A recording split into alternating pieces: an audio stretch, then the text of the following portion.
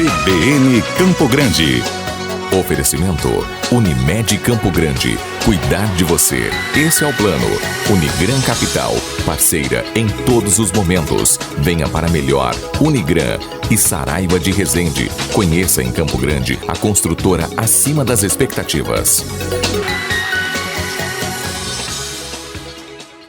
E agora nós vamos conversar com o deputado Amarildo Cruz, do PT, que assumiu uma vaga na Assembleia Legislativa de Mato Grosso do Sul ontem, no lugar do deputado Cabo Almi, também do PT, falecido no dia 24 de maio por conta de complicações provocadas pela Covid-19. Deputado, bom dia. Bom dia, Daniela. Satisfação estar aqui, retornar aqui à CBN. Quero, aproveitando a oportunidade aqui, cumprimentar a casa, no nome do Rosário e do Estevão, cumprimentar todos vocês aqui, você, a Daniela, a Ingrid, o Paulo Ricardo, o Anderson e o Adilson. Eu conheci de bastante tempo. Satisfação estar aqui com vocês. Isso, além da Ingrid, a minha companheira de bancada aqui para fazer a entrevista com o deputado, o Adilson Trindade, que é o nosso comentarista de política, vai acompanhar e também vai participar dessa entrevista com o deputado Amarildo Cruz. Bom dia, Adilson. Bom dia, Dani. Bom dia, Ingrid. Bom dia, deputado. Bom dia, Adilson. Bom dia. Prazer em revê-lo. Satisfação minha. Deputado, o senhor já foi, deputado estadual por 3 mandatos, então já tem bastante experiência ali na Assembleia Legislativa de Mato Grosso do Sul, é fiscal de renda, também é secretário de habitação do estado, já está há muitos anos no PT. Então, eu começo perguntando, qual a expectativa do senhor agora, ocupando novamente uma cadeira na Assembleia Legislativa de Mato Grosso do Sul? Quais serão suas bandeiras? Daniela, com toda essa experiência acumulada ao longo do tempo, a qual você se referiu, eu obviamente tenho uma identidade que é pública com relação às bandeiras que eu sempre defendi. Em primeiro lugar, eu não estou há bastante tempo no PT, eu estou há 38 anos no PT. Eu, muito jovem ainda, me encantei com o partido, era aquilo que eu tinha uma compatibilidade naquilo que eu pensava, e ao longo do tempo fui descobrindo que o partido ele é estratégico para você fazer política com determinação, principalmente com um viés ideológico forte. Os partidos, quando eles são muito bem organizados, eles sobrevivem, porque eles têm uma organicidade. Quem tem uma organicidade maior vai sobreviver a qualquer tipo de intempéries, defendendo, obviamente, sem mudar a sua ideologia, defendendo. Não existe nenhum lugar do mundo um Estado desenvolvido e organizado, um país desenvolvido e organizado que não tem um Estado forte. O Estado é o único instrumento criado nesse modelo de organização da sociedade que nós vivemos, que é capaz de poder minimamente preservar garantias e direitos e garantir também que tenha minimamente dignidade para a parcela mais humilde da população. Não existe uma outra maneira.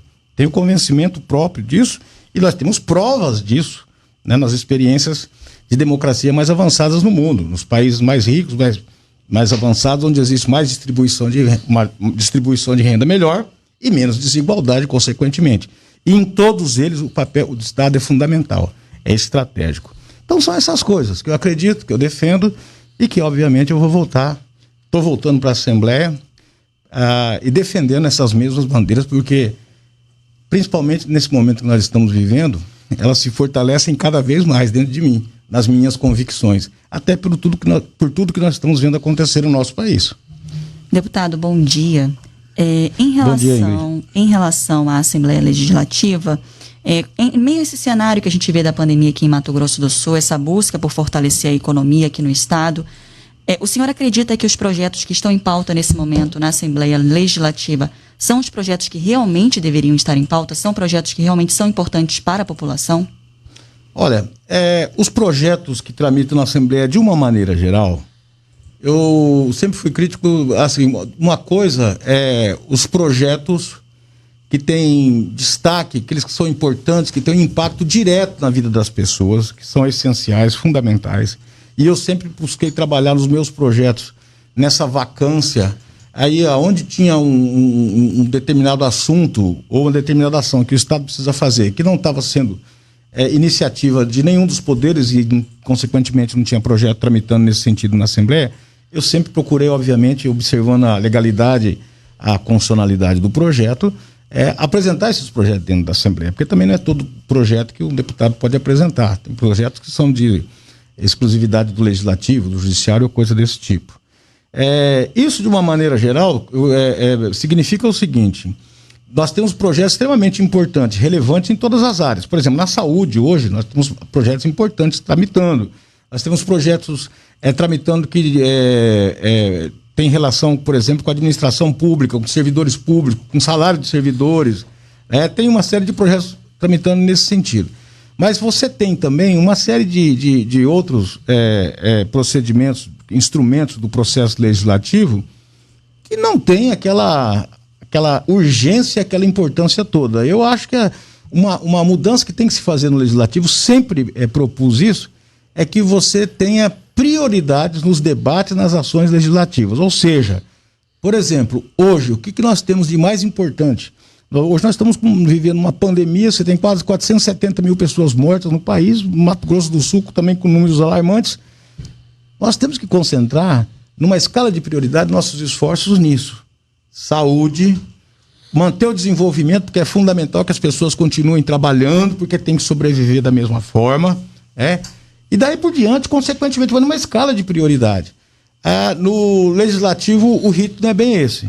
Mas a gente precisa, obviamente, estar lá dentro para poder estar discutindo e aperfeiçoando esse ritmo que é o processo legislativo. E agora vamos falar de eleições, deputado, porque existe já uma articulação por parte de todos os partidos, né, de olho nas eleições aí do ano que vem. Então a gente quer saber também essa expectativa do Partido dos Trabalhadores, né? As articulações estão acontecendo. Nós conversamos um tempinho atrás com o Júnior Mock, né, para também falar do MDB. E eu vou pedir para o meu colega aqui de bancada, para o nosso colunista, especialista em política, Adilson Trindade, para começar já essa parte da entrevista. Adilson. Obrigado. Deputado, o PT sempre teve candidato próprio ao governo do Estado. E o PT já tem um nome já para disputar as eleições de 2022? Adilson deve participar hoje às 15 horas de uma reunião da executiva do partido, ampliada com mais algumas lideranças. Nós vamos estar tratando seriamente dessa questão. Nós temos um cenário hoje, como a eleição no ano que vem é uma eleição nacional, na verdade, ela você elege o Parlamento Federal, o Presidente da República, o governador e os parlamentos estaduais. O que acontece? A eleição nacional ela acaba influenciando diretamente a eleição aqui no nosso estado. Nós temos hoje um quadro em que tem eu não diria que o Brasil tem uma polarização hoje. Hoje está claro que você tem aí em torno de 20% a 25% da população que não abre mão do Bolsonaro pelas convicções que tem, por uma série de coisas. Não vou entrar aqui nesse detalhe, mas essa é a realidade que nós temos hoje. Isso significa que é minoria. Significa que é minoria, porque os anti-Bolsonaro são 75% da população. Então, dentro desse universo, é preciso ter uma articulação forte para que possa se ter um candidato que tenha condições de ganhar essa disputa. E hoje, quem que desponta nesse cenário é o Lula. Gostando ou não gostando, querendo ou não querendo, tirando a polêmica à parte, a realidade é essa. Aí não adianta contestar a pesquisa, porque eu, particularmente, a pesquisa que eu faço sempre foi muito pessoal. Você vê a pesquisa aqui publicada e você vê a pesquisa pessoal, que é aquela que você sente no dia a dia, que você conversa desde dos seus ajudantes na sua casa, no seu trabalho, na rua, na periferia, no centro, classe média, classe baixa, classe alta, todo mundo você vai tendo uma noção. A gente é meio calejado em política, a gente tem condição de fazer essa análise. O cenário hoje do antipetismo, de cair a ficha com relação ao que significa o governo do Bolsonaro ou coisas desse tipo, é diferente de 1 ano, 2 anos atrás. As pessoas hoje estão, obviamente, muito mais bem informadas. Eu acho que deixaram de ver só a fake news e começaram a ver o outro lado também. E aí cada um vai, obviamente, colocando na balança e vai pesando a sua opinião. O Lula é um candidato extremamente forte, influencia aqui, obviamente que já tem a reunião de hoje à tarde, por exemplo, para discutir efetivamente a candidatura nossa ao governo do Estado. Eu, particularmente, defendo que o PT tenha candidato. E aí você vai falar para mim, quem que são os candidatos do PT e tal? O Zeca continua sendo um nome forte. Porque, inclusive aparece em pesquisas. Você deve ter tido acesso a algumas pesquisas, que eu tive também, né, que ele aparece muito bem colocado, em segundo lugar na pesquisa, muito perto do primeiro.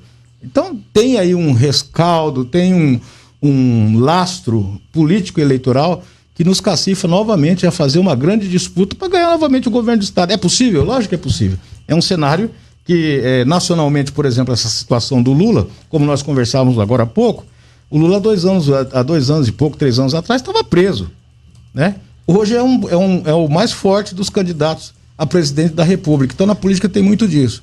A dinâmica é grande. Viu, deputado, para entrando nisso aí, ó, o PT, por exemplo, teve um desempenho pífio nas urnas, nas eleições municipais. Não elegeu nenhum prefeito em Mato Grosso do Sul. E olha que o PT já teve a maioria dos prefeitos do estado já, né? Em outras épocas, né? Chegou a ter 22 prefeituras. Na sua avaliação, o partido ainda está pagando caro pelas denúncias da Lava Jato contra as principais estrelas do partido por corrupção? E muitas delas acabaram sendo presas, como o próprio Lula, como o próprio José Dirceu, né? Palocci. O partido está pagando caro ainda por isso, não? Adilson, eu acho que aí eu voltando na questão da importância de um partido forte. Tudo isso que aconteceu com o PT, se tivesse acontecido com qualquer outro partido brasileiro, o partido tinha acabado. Tinha acabado. Né? Eu sempre faço um paralelo com... Eu sou corintiano, então e você é da minha geração. Nós somos corintianos. Você lembra que nós ficamos 23 anos sem ganhar um título? Eu me lembro muito disso. 77 ganhamos, né? 77 ganhamos, ia fazer 24. E aconteceu um fenômeno interessante. Quanto mais tempo demorava para o Corinthians ganhar um título, mais aumentava a torcida. E você vê como que as coisas são interessantes. Então, eu faço essa analogia para dizer o seguinte: o PT continua sendo o partido preferido. Se você pegar qualquer pesquisa, o PT é o partido preferido dos brasileiros, da maioria dos brasileiros. Ele é aquele que tem um percentual maior. Por quê? Porque é muito forte a cultura da defesa dos mais fracos, da preservação da democracia, tudo isso que a gente sempre defendeu na prática. Por isso que eu falo que os partidos têm que ser fortes. Porque o homem é vulnerável. Entendeu? O homem, o homem tem defeito, o ser humano é ser humano. Em qualquer partido você tem gente boa, você tem gente ruim. Agora, o ideário partidário, aquilo tem uma força muito grande que pode, obviamente, fazer com que você possa ter disciplina dentro dos partidos. Isso vai acabar com o problema? Lógico que não vai acabar, mas vai inibir. Você tem uma diretriz. Então, logicamente que o partido foi muito prejudicado com toda essa situação. O combate à corrupção, essas bandeiras todas. Mas o fundamental disso, o que é? Não cometeram erros? Lógico que cometeram. Ser humano, não cometeram. Mas, na grande maioria, erros infinitamente menores do que um monte de gente em todos os outros partidos. Na questão do Lula, por exemplo, tudo bem, eu acho que não é porque seja o Lula, seja quem for, cometeu irregularidade, tem que ser preso, tem que pagar, tem que ir para cadeia, a justiça tem que funcionar. Mas a questão é o seguinte: o direito objetivo brasileiro traz consagrado na Constituição de uma maneira explícita a presunção da inocência. Quer dizer, você só se você é culpado, você tem que provar a culpa de quem você está acusando que é culpado. Não foi o que aconteceu no processo do Lula. Não foi o que aconteceu no processo do Dirceu. Aconteceu no processo do Palocci. Aconteceu.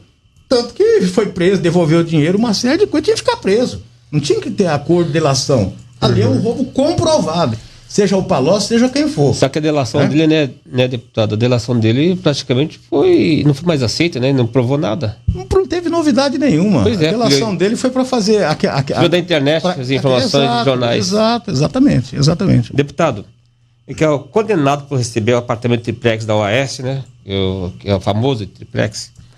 O ex-presidente Lula chegou a ficar preso por mais de 500 dias. 580 dias. 580 dias, né? Anos depois, o STF, isso porque já passou por todas as instâncias, né? Sim. Por TRF4, por STJ, chegou no próprio Supremo, né? Uhum. Anos depois, o STF, por decisão monocrática do ministro Edson Fachin, que foi confirmado no Pleno, reconheceu a incompetência do juiz Sérgio Moro de julgar a ação e outras e outras, né, ações contra o Lula sobre o controle de Moro, sobre contra esse juiz. O senhor acredita que essa decisão de anular, não é inocentar, anular essas ações, de anular a condenação do Lula, o Lula vai se jogar, agora vai começar a destacar zero, né, novamente. Você acredita que essa decisão pode recuperar o prestígio do PT em Mato Grosso já nas eleições de 2022, não? Acredito que sim. As pesquisas mostram isso. E com relação a essa questão, Adilson, no direito é dessa maneira, você sabe disso. O sujeito, ou você é culpado ou você é inocente. Não existe meio culpado, meio inocente. Né? Se ele deixou de ser culpado, consequentemente ele é inocente. Né? Consequentemente, porque ele só vai ser culpado depois de comprovado e julgado. Ele vai ser julgado novamente. Vai ser julgado novamente. Vai ser julgado novamente. Mas não teve um julgamento que condenou. Não. Então, quando você não é culpado, você teve um julgamento que condenou, mas só que foi considerado. Foi nulo, porque não tinha competência vara para julgar. E nessa avaliação, como é que fica? Então, ele sai da como é que você fica? Você falou agora da presunção de inocência. Ele sai da condição de culpado e volta para a condição de inocente. Como você não tem uma declaração de que ele é inocente, mas ele volta para a condição de inocente. Como você falou, você aplicou aquele remédio constitucional, né, da presunção de inocência. E ele ficou preso por 580 dias. Como é que fica essa situação? Uma pessoa que então se é inocente, fica preso inocentemente por 580 dias. Você vê que a fragilidade das instituições naquele momento, Adilson, porque permitir acontecer isso foi por conta do quê? Criou-se uma consternação, né? Os grandes veículos de comunicação, essa coisa do WhatsApp, do fake news, uma série de coisas. Criou-se um momento ali, né, que as pessoas, a consternação que teve, não, como se o PT tivesse inventado a corrupção no mundo, o Lula fosse o grande, essa coisa toda. O tempo vai colocando as coisas no lugar. E a Lava Primeiro Jato? Que esse processo aí, que você acabou de se referir, que é o processo da Lava Jato, rapaz, eu fiz direito faz 30 anos atrás. E eu sou um estudioso, eu lido, o legislador durante muito tempo, uma série. Aquele processo, a sentença do Moro é um escárnio. É um escárnio, é um absurdo. Você, quando está com o juiz federal, dá uma sentença daquele tipo e aquela sentença é aceita e referendada numa turma lá do TRF da 4ª Região. Deputado, é um absurdo. Eu vou aproveitar aqui que o senhor deu uma respirada na sua explicação para chamar o nosso repórter CBN, que vem de meia hora. E logo depois do repórter CBN a gente continua a entrevista. Agora nós continuamos a entrevista com o deputado Amarildo Cruz, que assumiu uma vaga na Assembleia Legislativa de Mato Grosso do Sul, no lugar do deputado Cabo Almi, falecido no dia 24/5 por conta de complicações com a Covid-19. E eu vou pedir para o meu colega aqui de bancada, Adilson Trindade, continuar a entrevista com ele em relação a essas articulações, né, que já estão mobilizando os partidos para as eleições do ano que vem. Deputado, vamos continuar um pouquinho da Lava Jato, depois, né? Que a Lava Jato também atingiu algumas lideranças aqui em Mato Grosso do Sul. Sim. Tivemos o senador Delcido Amaral, que chegou a ser preso. Sim. E teve o seu mandato cassado também. Sim. E isso afetou o Zeca também, chegou a ser processado. Sim. Eu não sei se está respondendo o processo ainda sobre o Lava Jato. Isso pode... Aliás, não é só o do PT, né? Tem o governador também, enfim, várias lideranças, né? Praticamente de todos os partidos. Teve o André Putinero, essa mulher da Lava Jato, mas foi preso também. E que ele não queira um forte pré-candidato ao governo do estado também. Sim. Como que o senhor avalia isso? Como que será o discurso anticorrupção numa campanha eleitoral em 2022, sendo que todos foram atingidos por denúncias e acusações? Adilson, eu nunca falei, olha, que a Lava Jato foi errada, totalmente errada, não pôde existir. É isso, eu acho, assim, a iniciativa de combater a corrupção, ela tem que ser perseguida por quem faz política com seriedade, pelo judiciário, pelas autoridades que têm competência para isso. Isso tem que ser um objetivo. A corrupção precisa acabar. Isso tem que ser. Isso sempre foi um objetivo de quem faz política com seriedade. Agora, você usa esse discurso que é muito forte para você criar situações que, na verdade, elas não são tão entranhadas dessa vontade de combater realmente a corrupção, porque o que a Lava Jato fez foi colocar em descrédito uma ação que tem que ser feita, que é de combate à corrupção. Por quê? Porque ela foi mal feita. Ela foi bem feita para alguns e ela foi mal feita para outros. Ela tratou de forma diferente uns e outros, de acordo com a cara de cada um. Você acha que isso é criminalizar a política? Não? Isso, numa maneira geral, compromete o quê? essa determinação de combater a corrupção. Esse é o problema da Lava Jato. Ela teve ações que ela fez que foram positivas. Prendeu gente que tinha que ser presa. Mas o problema é que ela fez mais do que justiça. Ela procurou fazer mais do que justiça. Ela fez uma ação política.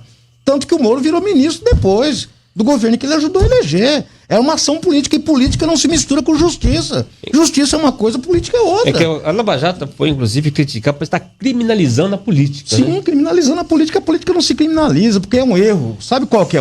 As pessoas confundem o político com a política. Uma coisa é uma coisa, outra coisa é outra coisa. A política, ela é fundamental. Me mostrem qual lugar do mundo que você organiza a sociedade de uma forma diferente, sem legislativo, sem judiciário, sem executivo. Não existe. Esse é o nosso modelo de sociedade em tudo quanto é lugar. E funciona dessa maneira, com a independência dos poderes. Agora, tem que funcionar. Você não tem uma outra alternativa. Eu fico vendo as pessoas, não, temos que fechar o Congresso, nós temos que fechar o Parlamento, nós temos que fazer isso, nós temos que fazer aquilo. Ué, é absolutismo? Quer dizer, nós vamos retroceder a 400, 500 anos atrás? Não é isso. O maior desafio não é procurar solução fácil. Ah, vai descer o fulano aqui, ele é o perfeito, ele vai resolver tudo. Isso não existe. A história aí para trás está cheia de exemplos nesse sentido. O maior desafio é você harmonizar a sociedade e fazer a democracia prevalecer e funcionar. Esse é o grande desafio. É difícil? É difícil. Mas é o grande objetivo e desafio a ser perseguido. Por quê? Porque essa é a única forma de que você possa ter realmente uma sociedade vivendo em harmonia. Porque senão você vai ter sempre repressão, arbitrariedade, violência, ódio. E isso, meu amigo, transforma um país para pior em qualquer lugar do mundo. O Brasil já foi uma nação mais feliz do que é hoje, você sabe disso. Nós já vivemos o suficiente para ver esse povo com outro astral, com outro índice de felicidade. Nós vivemos hoje num país de gente carrancuda, de gente brava, de ódio, de gente se agredindo, de uma série de coisas. Nós precisamos sair dessa situação. E a democracia é o único instrumento eficaz que pode nos reverter novamente e nos trazer uma condição de vida muito melhor do que já estamos vivendo hoje no nosso país. O senhor falou assim que tem que se combater a corrupção. E o Sérgio Moro foi criticado, né, por exercer esse papel de combater a corrupção. O juiz não combate a corrupção, ele julga. Sim. Ele julga, Sim. Ele não tem que combater. Sim. Quem que tem que combater tem o acusador, que seria o Ministério Público. Sim. Tem a polícia que investiga. Que tem essa função, sim. E outra denuncia. Sim. E o juiz não combate, o judiciário não combate. Sim. Ele apenas julga. Sim. Se é corrupto ou não. Sim. Se é culpado ou inocente. Sim. Na sua avaliação, então, o Moro, ele combateu a corrupção como xerifão? Ele assumiu esse papel, e uma boa parte da mídia deu a ele esse papel, deu a ele essa condição, e ele incorporou isso. É a vaidade humana. Vamos voltar na sentença do Moro? Aquilo é um show de vaidade. O ego do cara deve ser do tamanho do mundo. Porque eu sou, eu, aquela coisa toda, inflou, ele estava no cenário despontado como o cara, e você vê como que é a história, né? O que virou? Depois de tudo que aconteceu, é que começou-se, o Supremo não tinha uma outra alternativa a não ser olhar aquele processo da Lava Jato, principalmente com relação ao Lula, com mais profundidade, com todo o conteúdo que ele sempre teve. Aquele processo sempre teve aquele conteúdo, né? Mas chegou um momento que tinha que olhar, tanto que não teve uma outra alternativa, e o Fachin sempre foi o ministro defensor da Lava Jato maior dentro do Supremo, e foi ele exatamente que não teve uma outra alternativa a não ser fazer o quê? Dizer aquilo que todo mundo já sabia. O juiz de Curitiba era incompetente para ter iniciado aquela operação. Deputado, muito obrigada pela sua entrevista. O deputado Amarildo Cruz, então, que tomou posse ontem na Assembleia Legislativa de Mato Grosso do Sul, já foi deputado por 3 mandatos e atualmente coordenava a nota premiada em Mato Grosso do Sul. Obrigada, deputado. Bom dia para o senhor. Bom dia, Daniela. Eu quero agradecer. Quero aqui, antes de terminar, se você puder me dar uma oportunidade aqui, prestar uma homenagem ao meu amigo Cabalmi, o deputado Cabalmi, que nos deixou aí. E eu com essa missão de substituí-lo numa situação extremamente difícil, diferente. Uma coisa inimaginável, impensável, né? E acontece e você, obviamente, tem que... Mas então quero aqui homenagear o meu grande companheiro, deputado Cabalmi, e dizer que o Nota MS premiada vai continuar, está em boas mãos, é um programa forte, deu certo, extremamente positivo, vai continuar com toda a força. Agradecer mais uma vez, Adilson, prazer revê-lo, satisfação sempre conversar contigo, a Ingrid, a Daniela, o Paulo Ricardo e o Anderson Pinto. Satisfação estar aqui com vocês. Abraço para todos, abraço para o Rosário, abraço para o Estevão. Muito obrigado, bom dia. Bom dia, deputado. CBN Campo Grande. Oferecimento Unimed Campo Grande. Cuidar de você. Esse é o plano. Unigran Capital. Parceira em todos os momentos. Venha para melhor. Unigran e Saraiva de Resende. Conheça em Campo Grande a construtora acima das expectativas.